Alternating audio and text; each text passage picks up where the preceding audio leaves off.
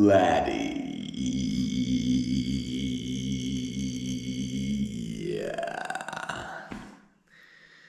What's the story? What have you done to my child? I have shouted at it yesterday. All my troubles seemed so far away. Wow, look at this. Yeah, it's not bad, I know. But if I would have guests, I would feel more comfortable if that were clean. Yeah, we have to talk about priorities, we have to talk about women. You know, as a man, it's important to know how to have a clean apartment. But let me be a little bit honest. A man is a warrior. And I fight for something. I also fight for the right to be with a woman. I fight so I can hold my own ground. So I can extend my ground over the space where my wife is standing with our child in her arms. And I may even hold the child myself, but, you know, I believe there's a certain sense to that image. If you just hold the image, how was it? How was it naturally? Maybe hundreds of years ago. Because what they tell you, how much time has passed since we are doing this, it doesn't matter. Because time is relative. And yes, we all say, oh yeah, Einstein was a human and he said time is relative. Well, spirituality already said that. Because everything is relative. The Bhagavad Gita is one of the oldest pieces of spiritual guidance that exist, I believe, right? I'm not a scholar. I'm more like a doer, right? I'm more like the guy who's being described as Arjuna. I'm the guy who just does it. But maybe like Arjuna, I want to make sure that I really want to do it right. Because he's facing people where he says, I don't want to kill them. So if you don't really have to, then why should you do it, right?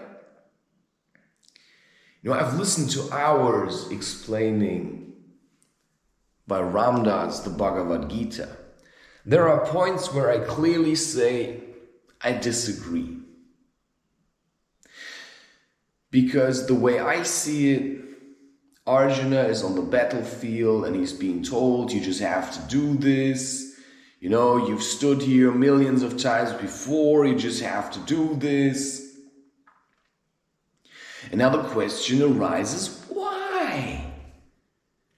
Why? If he doesn't want to do it, then he should just not do it. So why are they having this very long conversation where this godlike figure is trying to convince him to do something that he clearly does not want to do? Yeah, it's a teaching, all right, but it's also a book. It's a scripture. It's thousands of years old. Where's the relevance in this to my life today?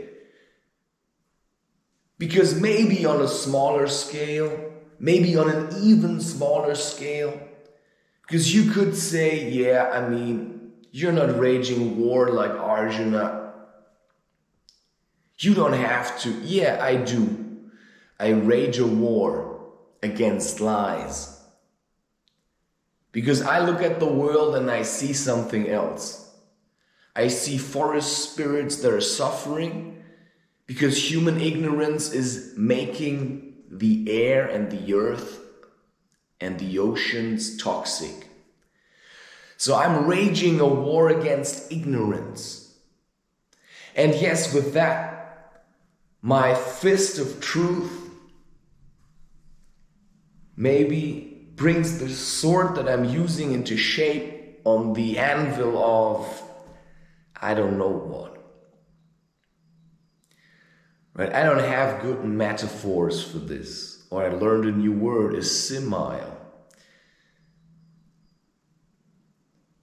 So yeah, what is Arjuna facing? Most of all himself, right? It's the conflict inside of you between darkness and light. Because the darkness wouldn't even consider not killing family members. You would just go and kill them if they piss you off. But the light would say, I love you so much. You also deserve to be alive. And the darkness says, I'm going to kill you because you made your own choices and now you must suffer the consequences. Yeah? So if I only imagine meeting my wife and she would cheat on me with another man, phew. You know, these times are different. We have to understand this. I had a long conversation with somebody. I have no idea who he was or whether what he said was true for himself, but there was truth in the words that he spoke. Whether he got to that truth simply by sitting and imagining, or whether, he really lived in Greece for 9 years and saw a lot of shit, as he put it. I don't know that, but from the way he was talking to me, he seemed like a real talker. Because there was no real evidence, as we like to put it. The feeling he gave me wasn't of someone who has seen shit, yeah, and who would just beat people. But I don't know that. But I do. But to me it doesn't matter, because whatever he says has truth in it. I'm not starting to follow him around and say, oh wow, who is he now? Can I follow him? What an awesome guy. I don't need to do that because I've worked on self-love, so I can say, hey, I'm an awesome guy. Why don't I follow me around, right? It's like, oh, wow. My future self sees himself in the boulder hall, so I have to make an effort to get there. And that's a challenge. That's basically what I'm doing. I discovered that there is an awesome guy in me. And I want to get somewhere. How am I going to get there?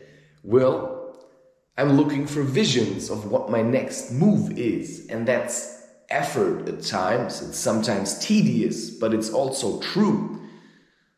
Right, like yesterday, I just want to tell you that story before I get to making that coffee that I said I would never drink again. Yeah? It's not about the words, it's about what you're doing. I'm talking a lot. But what am I saying? I'm telling a story here. I am inviting you into my space. This is very private. Which is probably good that there is no woman in here. Maybe that is really my cave. Who is to say? Today I have to clean the stairs. Because I also have certain responsibilities. And then I also have to go and get more stuff from my old place. Because I also have these responsibilities. And I also have the responsibility to keep this clean. So that it's clean for myself, but then I also feel more at ease. Because if somebody would want to come in here, if maybe I would meet a woman, or a woman would come back to me, all these options exist, then what would I do? Be like everybody else. Oh yeah, sorry, I didn't clean this. I meet these people. They just act like everything's fine. They're doing really great all the time.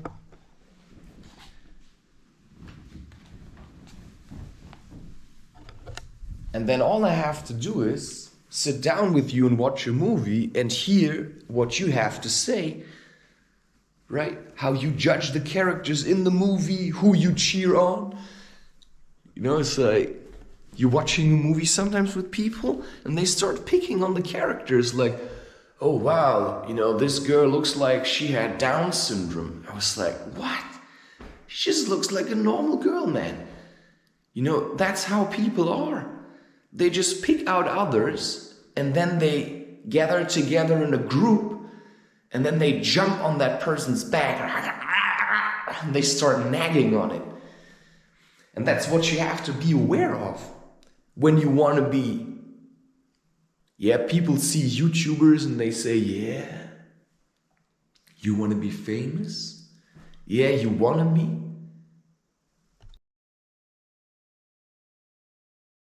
Do you know what fame is?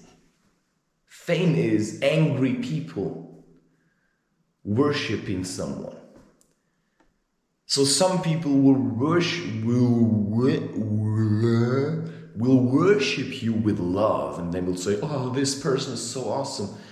Other people will worship you with their hate. They will say, I fucking hate that guy. Yeah, they will try to take a piss on you. They will bombard you with emails. They may even follow you around and hold a camera in your face. That's paparazzi. So you don't want fame. If you have a message,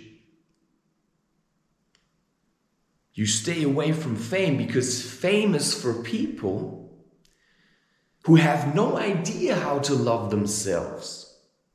So all they can do is love others and receive others' love in return. But you see how that is a dead end because now you're depending on each other. They depend on you because they need you to love. But they also need your love in return, and it's the other way around, and that ultimately is a vicious cycle. Which is why yes, I absolutely understand how meaningful it is for a man or a woman, like a real man and a real woman, not a traumatized 60-year-old. I mean a real man and a real woman. I acknowledge how important it is to stand on your own 2 feet emotionally. Not only financially, but most of all emotionally. That is very important. Now, simply there are some things which I just don't understand. It's like people want to have an expensive car and they are willing to work extra hard for that. They could work less, but because they want all the luxuries, they want the smartphone, they want the TV, they want the Netflix subscription, right? They want Amazon Prime. I don't know what else they want, right? They want in-app purchases. They want shoes that other people wear. And they're willing for that to go and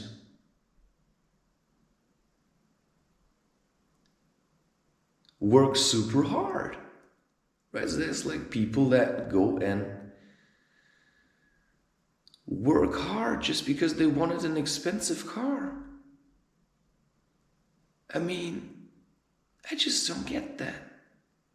So anyway, I was talking about an experience I had yesterday, and it's one of many experiences that I've had. And it's one of many experiences that I've had recently. So yesterday was, I talked to you, I showed you the fair, the fair, where people go to with these electric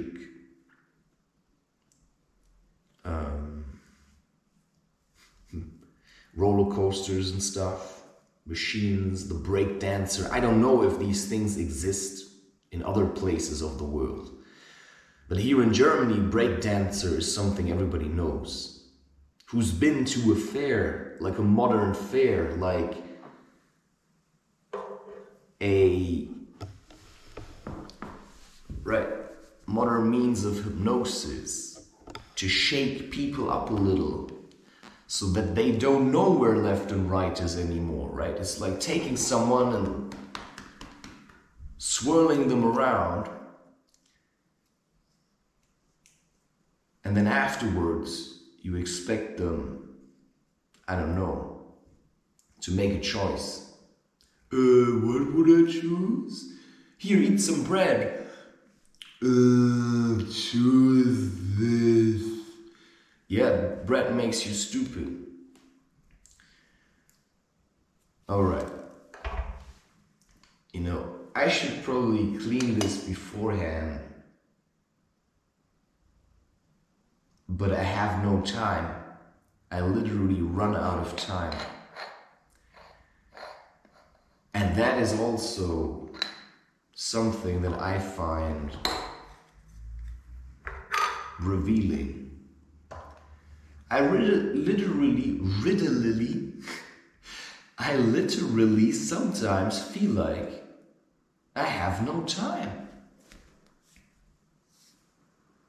Like literally. So right now I feel like I have no time to clean. So what if a woman would come in here? Well, if you really want to love a man, not just have sex with him, you have to be okay to see his inner mess. You can't just expect everybody to be perfect, because I live in the shadows and I live in the light. And sometimes I go outside and I try to be light all the time, and then I come back here and I'm shadow. So a woman would have to be able to deal with that kind of stuff. And of course, first of all, I have to deal with it. That's the most important. That I learn to deal with my own madness, with my own insanity. Because if I don't learn to deal with it, I mean, there's not much to say, right? It's like, if you don't know how to deal with your shit, like, don't expect others to do it. But it's important that other people realize that there is shit to deal with, and that we all have that, and that sometimes there may be times where I won't know where left and right is. And that's why I also feel like, you know, I would need a strong woman that says, are you out of your mind? Yeah, maybe. Maybe I'm out of your mind. And maybe I'm out of my mind. That just happened, by the way. Maybe I'm out of your mind. Because I still know what I'm doing to a certain degree. Anyway, what happened? Now, I'm a little bit confused, but I like doing these things about diet. When I make a coffee, I add spices, alright?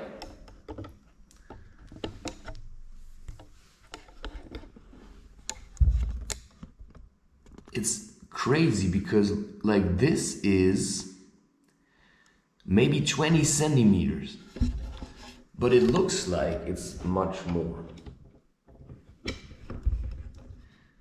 I find that interesting at the very least.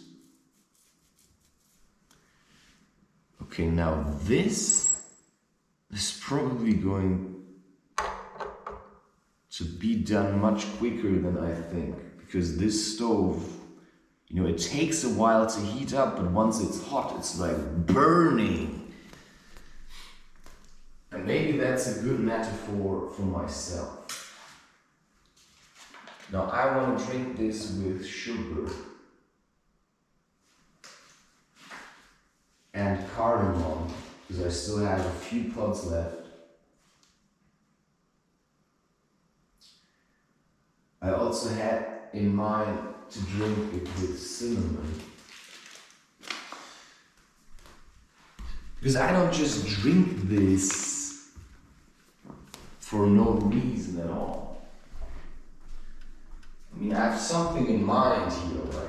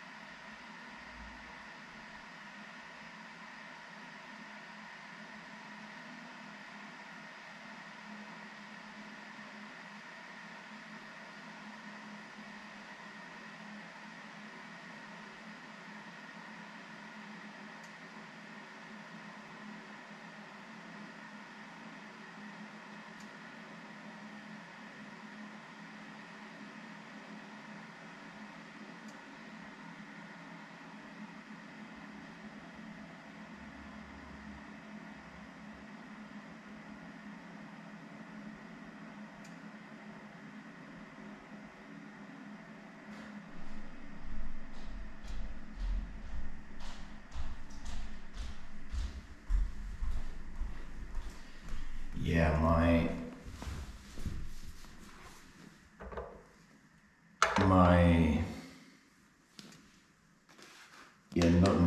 it is the way it is, alright?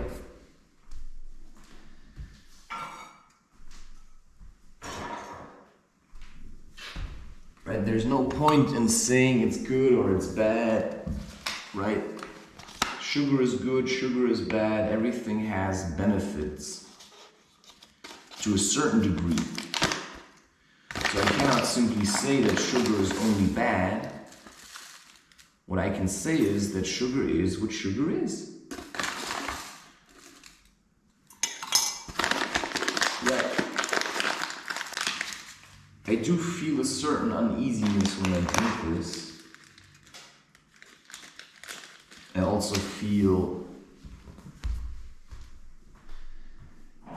you know, what I can't really understand is often, like, really often, there's like a crack somewhere.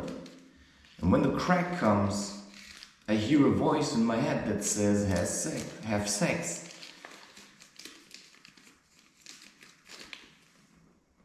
And I'm aware of that. I just can't have it at the moment. Because I don't know who to have it with. Because there's just nobody. They're either young girls, basically children, or they're insecure women, or whatever.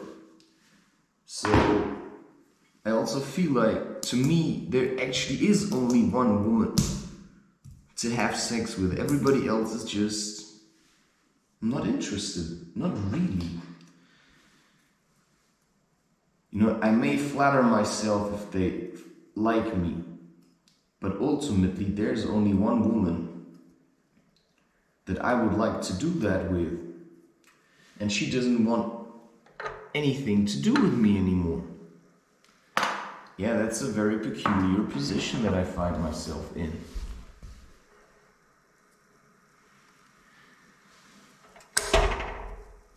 Ooh. You see, I this new apartment, but I haven't really found my workflow yet.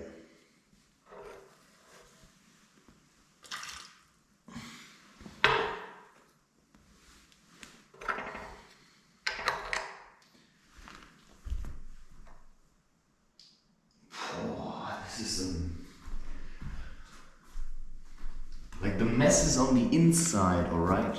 The mess is on the inside. And yesterday, I'm just gonna tell you that story because I'm trying to avoid it. Yesterday I went to this fair and I had my camera and my tripod with me. And on the way there I went through a very dark area. Yeah, Lunatic has these as well. And recently there's been like more, you know, you hear that people are being shot and stuff like this, you know. I don't really know where this is coming from. But yeah, things are happening. People are unhappy. And as usual, they let it out on each other. And so what happened? I walked through there and I had the tripod on my right hand and the camera over my shoulder.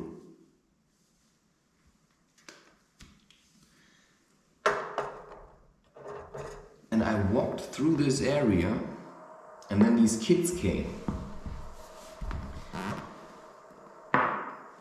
And one of them said, "Oh, I thought it was an AK that he had around his shoulder. You know, that's basically, you're living in fear already. If you cannot see me for who I am, then that's your fear, right? Your fear might distort me. Your fear might make you look also like something terrible. Your fear may make your life look more terrible. So you have to learn how to see things for what they truly are. Because maybe you're living in darkness, so you have to learn how to be in the light. And so you fight. You know, it's just what Ren says in this song. You know, it's a dance. You know, it's a pendulum swinging from the darkness into the light. But the trick is to learn how to stay in the middle. Right? Sometimes, yeah, I know it most of the times. Because I'm not a saint, but I'm also not violent. You know, I'm a violent man because I violate the rules that others are trying to push on me, because that's a form of violence as well. Right? So yeah, in that sense you could say, certainly I have violence within me, but I don't like directing it in a physical way onto other people. Anyway, what happened was, I walked through this dark area and then these kids came and then one said, "Hey, it looks like he had an AK," and then I did this, you know, I took my tripod and I did like, without saying a word, I just did this. And then, you know, things started to bubble over, if you want to say it like that.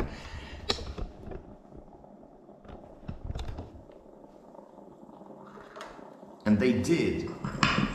Because then one of them said, you know, something in his own language, but it sounded like a threat, like under his breath, he threatened me. And then what did I do? I started screaming in English at the top of my lungs. I was like, "What the fuck did you just say to me? Do you have no respect?" You know, they won't really understand it.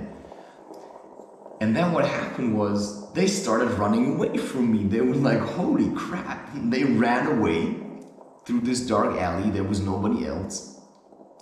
And then they ran away, and then I kept walking, and they started throwing stones after me, which I thought, hey, that's a challenge again. And I ran after them and they ran away. And there was one guy, he was really reluctant to accept that he lost already. And then I saw him pick up a stone and I ran towards him and he threw it. Right, but if you throw it just for, I don't know, for whatever reason, for attention, yeah, sorry, I'm gonna crush you, man. So his fear chased him away, right? Because I was basically in that moment, you know, in his mind, I was his death and he was running away. He could have stood his ground, but he ran. And it was a sensible thing to run, right? He shouldn't have challenged me in the first place. Because what's the message? You know, I'm not that kind of violent. You know, I know violence, but I can stop it in my mind, right? You know, I can have a violent thought, but I don't have to act upon it. Because I'm not just masculine, I'm gonna shove this into your eye. I'm also, you know, I wanna bathe you and take care of you feminine. You know, I have both sides. And I've worked on that. Because I was always actually a gentle child. But if somebody challenges me, I take that very serious. So if I walk around in the city and a young kid challenges me in a very disrespectful way, then I have to be like a lion. And I have to chase my opponents away. But now the problem comes, because what happens afterwards? You know, I chased them around a little. I didn't beat them. I didn't really do anything to them. You know, it's just like their fear, they ran away. Alright, they did throw stones, but that's just a feeble attempt to win. You know, if you cannot win, and if you're weak, you use stones and weapons to show your strength, right? So only a weak man needs a gun. That's the truth, which says something about the police, because they're really weak actually, because they need all these helmets and stuff, because they're afraid. Like, they're mortally afraid of everything. That's why they join the police, so that they can feel safe, right? Oh, I'm with the police, right? You go there because you want to feel safe, right? You don't go there because you're courageous. That's my opinion. You go there because you want to feel safe. Oh, there's the synonym. So I just have to get this over with, because when I drink this coffee, I'm gonna work with that, right? So I don't just drink coffee. This has a reason, and I don't drink 10 coffee, and I drink 1. And I'm gonna make sure that it gives me what I need. I don't really need this, but maybe I do, right? It's hard to say. I have certain boundaries of how much I can push. And yesterday was heavy, I'm telling you. Because it's not just about having fun and chasing kids away. Why is it not just about that? Well, let me tell you. Because you hear stories that people are being shot. I don't want to be shot, but I still want to engage with young people. And they were laughing, man. And if I wouldn't have been too stuck up in my righteousness, maybe I would have laughed as well. But sometimes people are so serious about being angry that they're missing the joke. Because the joke is on you. You know, when you're really angry, then the joke is on you. So if I run around like a bulldozer, sure, in a way, the joke is on me. And that's the thing, the joke was on me. So it wasn't on them. Because I accepted the challenge of a kid. With my beard. Yeah, I accepted the challenge of a kid. I could have ignored him. But I took his challenge. And I scared him a little. And that was what was fun. Because I'm not so stuck up. as most people are. Oh, I have to be. You have to respect me. You know, I can just like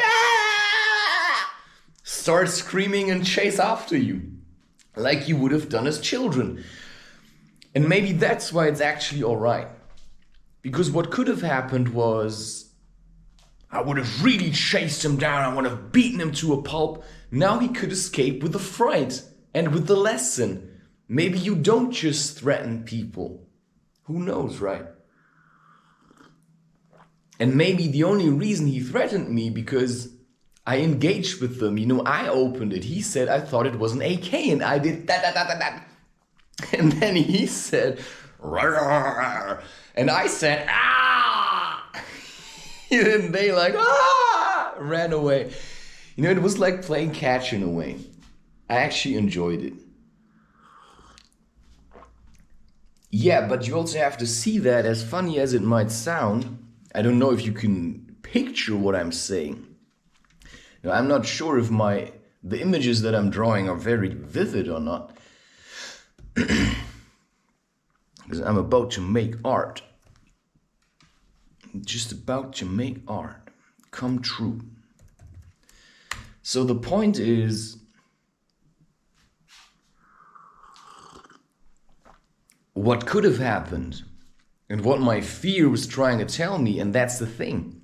When you're courageous, your fear is going to keep lurking around, man.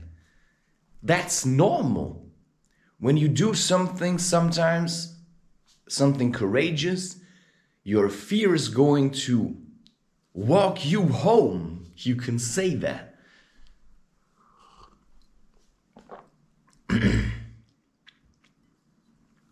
So I did that.